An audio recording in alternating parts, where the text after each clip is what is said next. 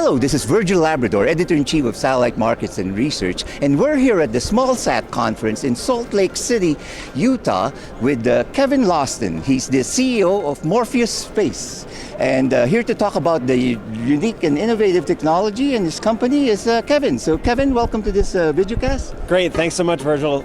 Pleasure to be here, pleasure to talk about Morpheus Space and the technology we're bringing to the market and offering to the Smallsat industry. Right, so, well, let's start with the show first. So we're at the last day of the show. How's the show going for you? Show's been great. We've had a steady stream of traffic through our booth here. We've had a great team doing a really nice job. We had a poster session yesterday. I got to give a talk at a Cassini session in one of the breakout rooms. And we've had a steady stream of meetings with a number of current and future customers. So it's been really exciting. It's been really productive. It's a pleasure to be here, and we always look forward to this event every year. Great. Now, for the benefit of our viewers who aren't familiar with your company, can you give us a brief overview of what you do? Yeah, absolutely. We're an electric propulsion company, so we build technology that moves satellites. We have just introduced a product called Go2, which leverages a technology called field emission electric propulsion. And field emission electric propulsion, specifically Go2, is really effective for small satellites that need thrust to be able to perform maneuvers in space over the entire duration of a mission.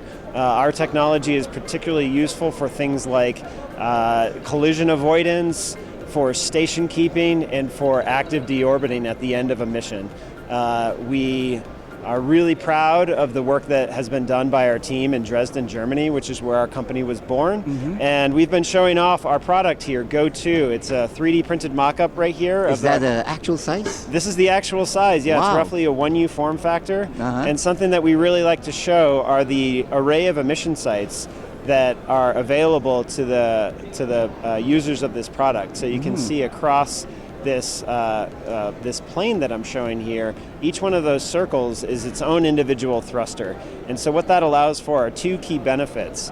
First, that provides a level of resiliency and redundancy to our customers so that they can confidently rely on the propulsion system throughout the mission.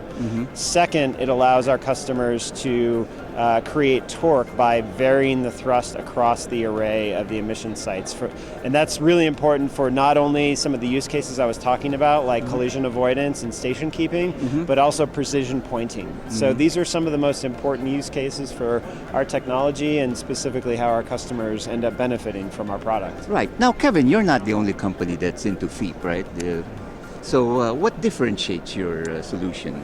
Yeah, so we're really proud of the resiliency and the reliability of our technology. We are confident that this technology provides value throughout the entire mission. Another key benefit of our approach is not only the technology we use, but the innovative manufacturing principles that we've implemented in our production facility, which we call Reloaded, in Dresden, Germany. So through the use of innovative automotive manufacturing principles, we're able to produce and deliver our units very quickly and can provide lead times to our customers on the order of 3 to 4 months. So we can rapidly deliver to ensure that new missions have the ability to be produced and delivered. Those satellites can be produced and delivered in a timely manner so that we can address urgent needs.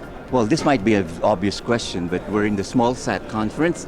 Is your product just focus on the Smallsat segment of the market, or can be used for others as well? So we can operate as the primary propulsion system for small satellites from roughly 6U up to about 250 to 300 kilograms. So that's kind of the sweet spot for our technology as the primary propulsion system. We can also operate as a secondary or a backup propulsion system for larger satellites for different use cases. Like I said, precision pointing is where this array of emission sites can really come in handy. And then for things like station keeping or backup propulsion for larger satellites, that's also an area where we can provide value. So our sweet spot is 6U to about 250 kilograms, but there are ways that we can provide value in very unique and compelling ways to larger spacecraft. Right. Well, finally, satellite markets and research is very market focused. Yes. So how do you see your company and your segment of the market, going forward? Sure. Well, with a lot of the innovative manufacturing principles that are being implemented, the ability to produce things in smaller and smaller form factors is becoming increasingly possible.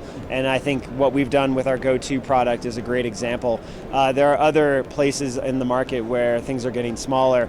Meanwhile, the cost to bring payload to orbit is going down due to new launchers coming online, larger launchers coming online. So satellites are getting smaller and the cost to bring payloads to orbit is increasing. And so the volume of satellites is really increasing quite dramatically. So the ability to produce and deliver at scale, and the ability to produce and deliver products that have resiliency and reliability becomes increasingly important. As space becomes more and more congested, you need to have technology that can be delivered at scale and technology that's reliable to enable collision avoidance and things of that nature. Right. Well, thanks, Kevin. That's a pretty good overview of your company and very insightful views on this segment of the market. So reporting here from Salt Lake City, this is Virgil Labrador, Editor-in-Chief of Satellite Markets and Research. And for all the news and information on the global satellite industry, you always have satellitemarkets.com.